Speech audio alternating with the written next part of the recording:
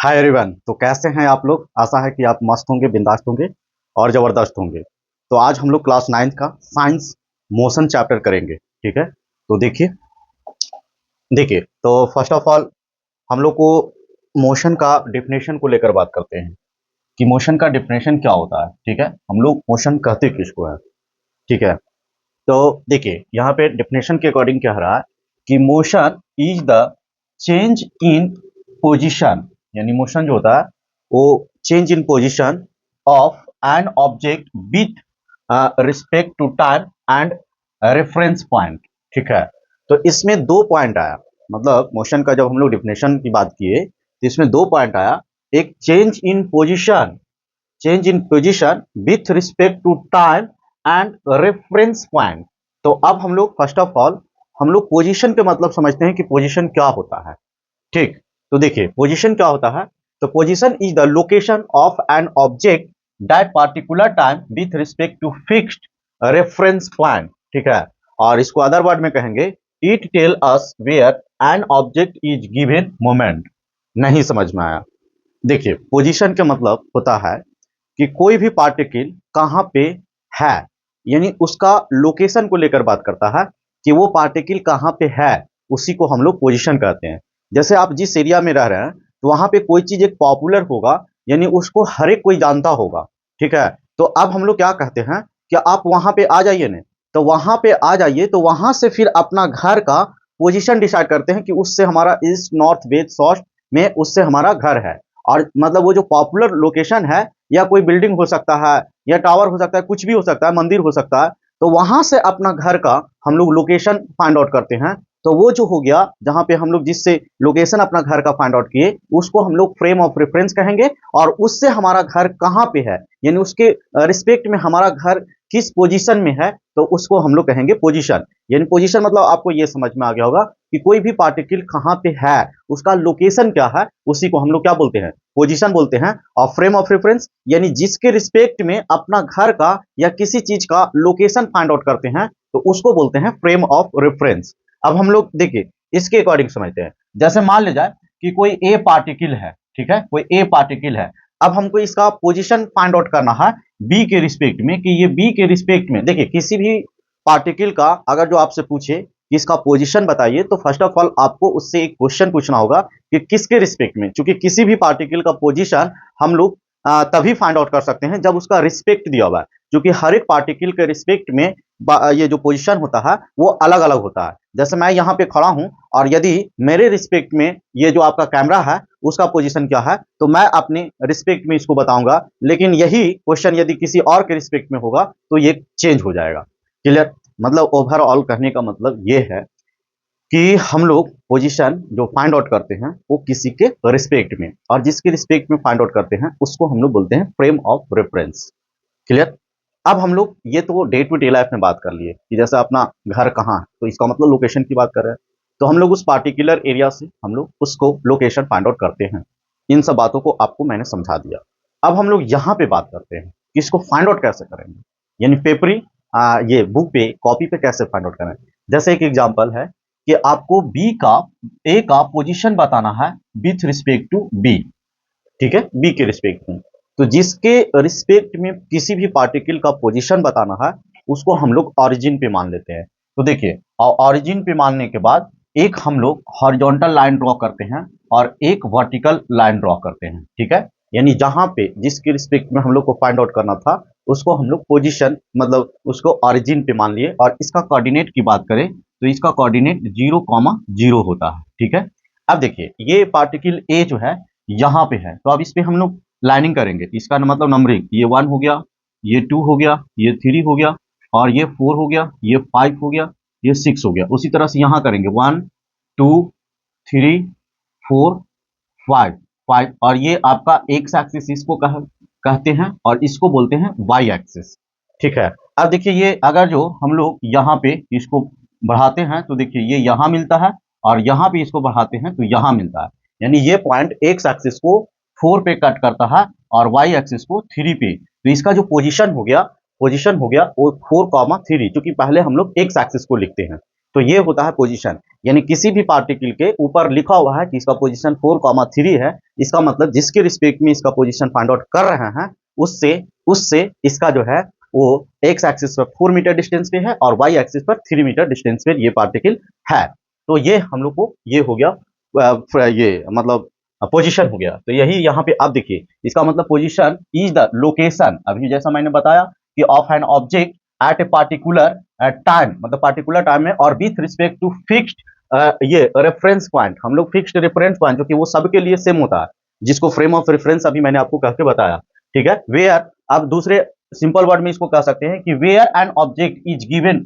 Moment, ठीक है। इसका एग्जांपल जैसे if a car is 50 meter away from a tree then the tree is the reference, tree जो हो गया रेफरेंस हो गया, और एंड कार जो हो गया उसका पोजीशन जो है वो 15 मीटर फ्रॉम ट्री।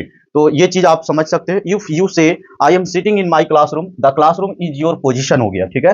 पोजीशन जो है always need a frame of reference, जैसा कि मैंने अभी आपको बताया कि किसी भी पार्टिकल का पोजीशन तभी हम लोग फाइंड आउट कर सकते हैं जब हम लोग को किसी के रिस्पेक्ट में मतलब करना हो, यानी उसका रिस्पेक्ट जरूर है, फ्रेम ऑफ रेफरेंस आपको पता होना चाहिए, तभी हम लोग किसी भी पार्टिकल का पोजीशन फाइंड आउट कर रहे हैं। इसीलिए यहाँ पे लिखा हुआ है position always needs a reference point, ठीक है। It can be expressed using the distance and direction, ठीक है। इट में चेंज विद द टाइम, ये टाइम के रिस्पेक्ट में चेंज, और दिस लेड टू मोशन। अब आते हैं अपनी मोशन के डेफिनेशन में।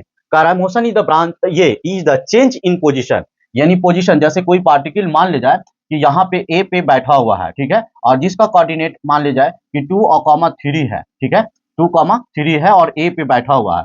तो अगर जो मान ले जाए कि यहाँ पे t इज इक्वल टू 0 हुआ है, ठीक है, अब हम कुछ टाइम में देखें और ये पार्टिकल कहाँ चल गया, बी पॉइंट पर चल गया और इसका कोऑर्डिनेट 4,3 हो गया। तो इसका मतलब कि ये पार्टिकल क्या किया कि टाइम के रिस्पेक्ट में इसका पोजीशन में क्या हुआ, चेंज हुआ, और फ्रेम ऑफ रेफरेंस से भी इसको निकाल सकते हैं कि वो चेंज हुआ, ठीक है। तो अगर जो देखिए पहले ए पे था और ये, तो इसका कोऑर्डिनेट जो है वो चेंज हुआ कि नहीं, 2,3 था और 4,3 हो गया।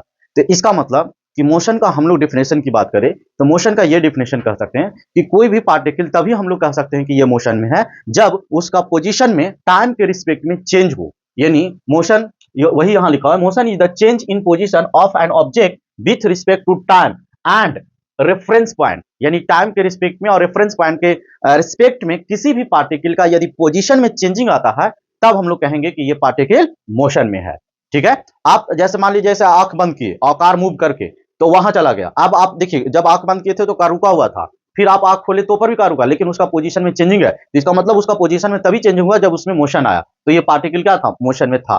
तो आशा है कि मोशन का आपको डिफिनेशन आपको अच्छे तरीके से समझ में आ गया होगा, ठीक है। तो यहाँ पे हम लोग समझ गए, टू द पॉइंट बात करेंगे, ज्यादा अनाप शनाप नहीं बात करेंगे। अब अगर जो मोशन का एग्जांपल यदि हम लोग बात करें तो a car moving on a road, यानी कोई कार यदि रोड पे मूव कर रहा है तब हम लोग कह सकते हैं कि ये कार मोशन में है। ए पर्सन वॉकिंग, तो ये तब हम लोग कह सकते हैं कि ये मोशन में है। ए फ्लाइंग बर्ड, यदि कोई बर्ड फ्लाइंग कर रहा है तब हम लोग कह सकते हैं मोशन में है। Earth revolving around the sun, तो ये कह सकते हैं मोशन में है। और a ball rolling on the ground, ठीक है, तो इसको हम लोग ये मोशन का आपका एग्जाम्पल है। अब हम लोग यदि टाइप की बात करें ना, मोशन का टाइप, तो देखिए मोशन का टाइप जो होता है ना, या अगर जो कोई पार्टिकल स्ट्रेट लाइन पे ट्रैवलिंग करता है, यानी स्ट्रेट लाइन पे मोशन है, तो उसको लीनियर मोशन कहते हैं। इसको लिख लीजिए आप, उसको हम लोग लीनियर मोशन कहते हैं या ट्रांसलेशनल मोशन कहते हैं। यानी कोई भी पार्टिकल यदि स्ट्रेट लाइन पर ट्रैवलिंग करते हैं तो उसको हम लोग लीनियर या ट्रांसलेशनल मोशन कहते हैं। और वही यदि कोई पार्टिकल सर्कुलर पाथ पर रोटेट करता है तो इसको रोटेशनल मोशन कहते हैं। और कोई पार्टिकल इस तरह मोशन करता है इसको हम लोग प्रोजेक्टाइल मोशन कहते हैं। तो मोशन बहुत टाइप का होता है, तो आपको इतना ही कुछ जानना था जिसको मैंने आपको बता दिया। आप चाहो तो इसको लिख सकते हो, क्लियर। अब हम लोग नेक्स्ट पॉइंट की बात करें तो रेस्ट का डिफिनेशन है। रेस्ट किसको कहते हैं, तो अगर जो कोई भी पार्टिकल का पोजीशन टाइम के रिस्पेक्ट में चेंज ना हो, यानी ये यहाँ पड़ा हुआ है, 1 बज गया फिर भी यहाँ पड़ा हुआ है, 2 बज गया फिर भी यहाँ पड़ा हुआ है, तो हम लोग कहेंगे ये पार्टिकल क्या है, रेस्ट में है, क्योंकि इसको टाइम के रिस्पेक्ट में इसका पोजीशन चेंजिंग नहीं हो रहा। तो वही चीज लिखा हुआ है कि an object is said to be at rest if its position does not change with respect to surrounding या रेफरेंस पॉइंट, ठीक है, ओवर टाइम, यानी टाइम के रिस्पेक्ट में उसका कोई भी पोजीशन में चेंजिंग नहीं आ रहा है उसका रेफरेंस पॉइंट में। जैसे देख रहे हैं कि कुछ डिस्टेंस पर एक कार खड़ा है टाइम बीत रहा है फिर भी वही डिस्टेंस पर खड़ा है, तो हम लोग कहेंगे कि ये पार्टिकल क्या है, रेस्ट में है। ठीक है, अगर जो आप डेफिनेशन की बात करें तो कोई भी पार्टिकल यदि उसका पोजीशन में टाइम के रिस्पेक्ट या रेफरेंस के रिस्पेक्ट में यदि कोई चेंजिंग ना आ रहा हो तो हम लोग कहेंगे वो पार्टिकल क्या है, रेस्ट में है। अगर जो इसको सिंपल वर्ड में बोले तो if something is not moving relative to what you are observing from it is at rest. ठीक है, तो इसको अदर वर्ड में हम लोग ये कह सकते हैं। नेक्स्ट, अब इसका एग्जांपल की बात करें तो आप एग्जांपल बहुत ले सकते हो कि जैसे एक बुक है जो कि टेबल पर पड़ा हुआ है, तो हम लोग उसको क्या कहेंगे